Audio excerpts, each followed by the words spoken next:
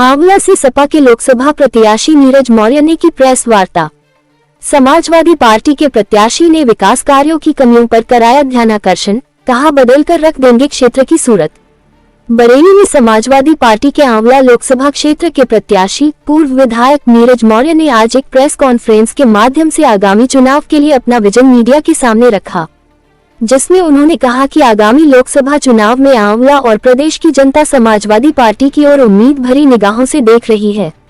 हमारा आंवला लोकसभा क्षेत्र पिछले कई वर्षों से विकास से अछूता है। जीवन की मूलभूत सुविधाएं सड़क, बिजली, पानी, स्वास्थ्य के क्षेत्र में लगातार पिछड़ रहा है।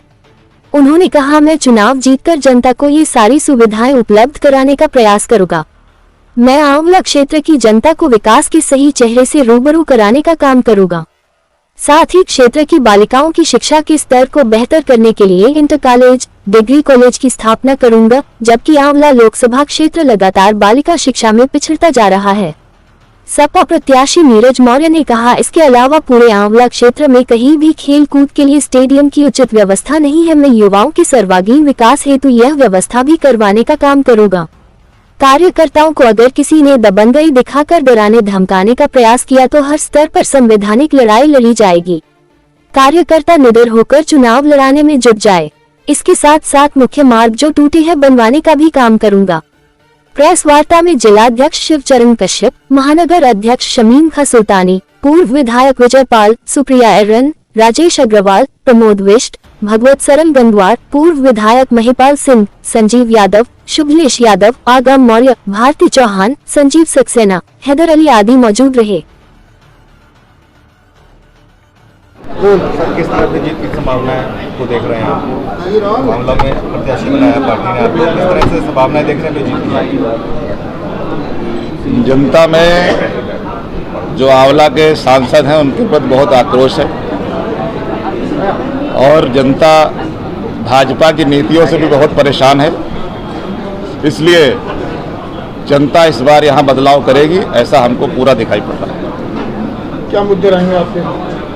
मैंने कई मुद्दे अभी आपको बताए और सबसे बड़ी जो समस्या आज किसानों की है, किसान रात रात भर खेत में जग रहा है, नौजवान हमारा रोजगार के लिए परेशान है। इसलिए इस बार का चुनाव हम लोग तो मैदान में हैं ही, लेकिन जनता स्वयं लड़ रही है, ऐसा दिखाई पड़ रहा है। आप जीत का दावा आप पेश कर रहे हैं, जबकि आपके चेयरमैन को दूसरी पार्टी वाले को विजय भवा कह रहे हैं, तो ऐसी परिस्थितियों में कैसे आपकी जीत संभव होगी? ऐसा है, कभी कभी कहना कुछ चाहता आदमी, कुछ निकल जाता होगा। उन्होंने अपनी सफाई भी दी, इसलिए ये बात इतनी बड़ी नहीं है कि उसमें चुनाव पे कोई फर्क पड़ सके। किससे फाइट मानते हैं आप? सबसे बड़ा सवाल ये है, फाइट किससे मानते हैं? जब प्रत्याशी तो एक ही है मैदान में, तो फाइट उसी से होगी, दूसरा कोई है क्या? समाजवादी पार्टी को क्या बरेली के अपने नेताओं पे भरोसा नहीं था कि जो दूसरे जिले से कैंडिडेट बरेली में उतारा गया? क्या भाजपा को उत्तर प्रदेश के नेताओं को भरोसा नहीं था जो गुजरात से लोगों को ले आए यहाँ पे? कहाँ ले आए? अरे गुजरात से लोग आके उत्तर प्रदेश में चुनाव नहीं लड़ रहे हैं क्या? मैं बरेली की बात कर रहा हूँ। हम उत्तर प्रदेश की बात कर रहे हैं, हम तो बरेली की बात कर रहे हैं। हम उत्तर प्रदेश की बात कर रहे हैं। ऐसा कोई नियम तो है नहीं कि कोई देश, हमारे देश में और बरेली में भी इसी आंवला से भी बाहर से लोग आके लड़े और चुनाव जीते। मैं तो इसी मंडल से विधायक रहा हूँ, चूंकि शाहजहांपुर रिजर्व सीट है तो मुझे पार्टी ने यहाँ मौका दिया है। एक रिजर्व सीट है शाहजहांपुर, मैं वहाँ से 2 बार विधायक रहा हूँ, तो मुझे यहाँ मौका दिया पार्टी ने। फिर जो बरेली के जो सीनियर नेता है उनको भी मौका मिला? इसकी चिंता हमारी पार्टी सबके लिए कर रही है और सबको मौका मिलेगा। एक ही चुनाव? अरे बहुत चुनाव होते रहते हैं, लोग पार्टी में चुनाव लड़ते हैं, लोग संगठन में भी रहते हैं। पार्टी जो तय करेगी वो होगा। लेकिन फिर एक बार जनता को फिर ये लगेगा कि आप दूसरे जिले से हैं, फिर यहाँ कैसे? जनता को नहीं लग रहा, जनता को नहीं लग रहा है, कहीं लग रहा है, नहीं लग रहा जनता को। अगर जनता को लग रहा होता तो मैं जा रहा हूँ जहाँ पे भीड़ उमड़ रही है, लोगों में जोश है, कहाँ लग रहा है? आप चलिए मेरे साथ। 1952 से यहाँ शायद सबसे जरूरी होता है कि पार्टी में एकजुटता दिखाए। समय समय पर वीडियो वायरल होते हैं, ऑडियो वायरल होते हैं, जिसमें लगता है कि हाँ भाई दो फाड़ में ऐसा है। जब बड़ा परिवार होता है तो कहीं थोड़ी मोटी बातें चलती रहती हैं, लेकिन सारे लोग एकजुट होके इस चुनाव में लगे हुए हैं, सारे लोग। और विभिन्न मंचों पे आपको दिखाई भी पड़ रहे होंगे लोग। किसी और का सवाल है? कहना चाहेंगे औला काफी समय से पिछड़ा हुआ है। जी, बहुत पिछड़ा हुआ है। तो मैंने तो कहा है कि मैं उद्योग की ऐसी कुछ व्यवस्था करने का प्रयास करूंगा जिससे यहाँ के लोगों को वहाँ रोजगार भी मिले। पर्यटन पे खासतौर पे फोकस करें। बिल्कुल, जहाँ जहाँ जो भी संभावनाएं हैं, और खासकर आंवला में हमारा जो रामनगर है वहाँ पे एक हमारा जैन मंदिर है, एक हमारा मनौना धाम है, तो इन सबका अगर विकास किया जाए तो पर्यटन की भी संभावनाएं हैं यहाँ पे। सांसद के जो पिछले 5 साल की बात करी जाए, कैसा देखते हैं वहाँ सांसद का जो काम है, जो भांति पटना 10 साल से सांसद हैं वो, और जब हम गांव में जा रहे हैं तो लोग कह रहे हैं, बहुत से लोग, कि मैंने उनको देखा तक नहीं।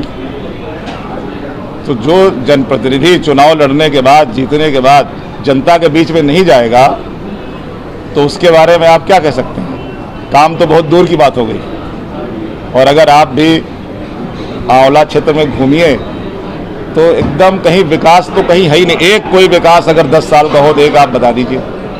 सड़कों का जर्जर हाल है, सड़कों का बहुत बुरा हाल है। जनता त्रस्त है, और वो जनता की जो आवाज़ है वो उसके उंगली में जो ताकत है वो ताकत तो मशीन पे ही दिखाएगी ना। अभी तो क्या बोल रहे हो, उसके बावजूद छोटा जानवर। बीजेपी 400 पार का नारा दे रही है, क्या कहेंगे? बड़ी बड़ी बातें करने में क्या जाता भाई? कौन सा पैरामीटर उनके पास है कि 400 पार करेंगे? कौन सा पैरामीटर है कि हम 370 लाएंगे? ये कौन सा पैरामीटर है? अगले सरकार की जो गठबंधन है, तो क्या लगता है इस बार खेला हो जाए? इस बार हमें तो लग रहा है कि आंवला में बदलाव होगा और पूरे देश में बदलाव होगा।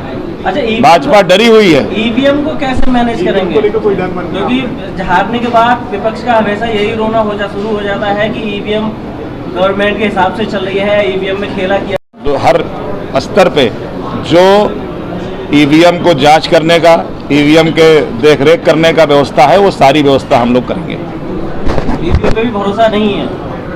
नहीं, ईवीएम पे तो भरोसा है। जो उसको संचालन करते हैं वो कभी कभी गड़बड़ी करते हैं, लेकिन इस बार जिस तरह से चंडीगढ़ में चुनाव में धांधली करने के लिए एक अधिकारी पे मुकदमा लिखा जा रहा है, इसलिए अब मुझे लग रहा है कि अधिकारी भी सजग होंगे और कोई गड़बड़ करने की चेष्टा नहीं करेगा। लगातार आप जनता के बीच में जा रहे हैं, सबसे ज्यादा कमियां किस बात की कमियां पाई जा रही है? सबसे ज़्यादा लोग परेशान हैं गौ माता से, और किसान भी परेशान है, और गाय माता भी परेशान है। गाय माता भी परेशान है। अगर आप स्वयं जाके देखिए तो कई जगह पे गाय आपको कहीं उसका पीठ कटी हुई है, किसी का पैर कटा हुआ है, तड़प तड़प के गौ माता मर रही है, और किसान तो रात रात भर जगी रहा है। सरकार क्या योजना लेके आएंगे आवारा पशुओं के लिए? आवारा पशुओं के लिए सबसे पहले तो गौ संरक्षण केंद्र बनाने की व्यवस्था की जाएगी, और इन्होंने कहा कि हम गौ पालक रखेंगे, 30 रुपये उनको भोजन देंगे। 30 रुपये में एक जानवर, एक गाय एक दिन का भोजन नहीं कर सकती।